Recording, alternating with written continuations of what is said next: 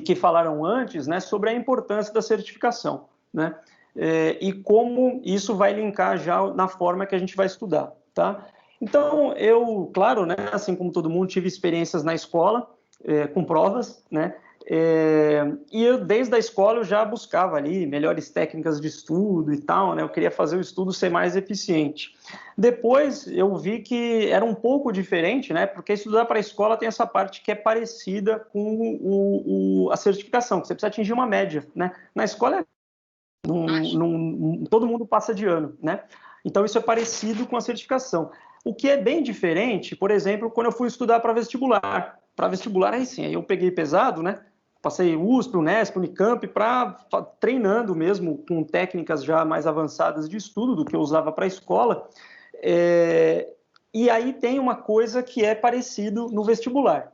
O vestibular, principalmente, né, os vestibulares aí para as faculdades mais concorridas, você tem que praticamente gabaritar a prova, né? Ou seja, tem que acertar quase todas as questões.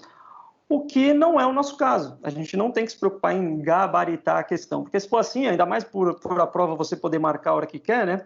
No caso de vocês, a empresa está realmente dando um prazo, que é muito bom para o estudo, mas muita gente posterga e fala, não estou preparado, então vou tirar quando eu sentir que eu preciso do 100%, mas não. Nesse sentido, ele é diferente do vestibular, não precisa se preocupar em gabaritar. Dá para a gente, por exemplo, um assunto que você está sentindo muita dificuldade, se você estiver indo muito bem nos outros assuntos, acaba tendo esse balanço na sua prova. Você consegue passar mesmo que você tiver dificuldade em um assunto só. Se for dois, já fica meio preocupante, né? Mas se você tiver com dificuldade em um assunto, fortalece o resto, principalmente porque você tem prazo. Isso é diferente de um vestibular. Vestibular não dá para fazer isso, tem que realmente acertar tudo. Só que uma coisa que é muito parecida com o vestibular é que o conteúdo é mais extenso, né? Vocês vão ver que a gente não vamos trabalhar aqui tem gente que realmente parece que fica complicado os conceitos financeiros, mas a gente vê que não tem muito segredo, tá? A gente não vamos tratar aqui de conceitos super mirabolantes, são coisas simples, só que a gente acaba realmente se perdendo um pouco quem começa a estudar, e principalmente quando estuda no longo prazo, acaba esquecendo ali, principalmente do começo, né? Então isso é diferente, porque na escola a gente tinha a prova ali que era do bimestre, né? E só daquele assunto.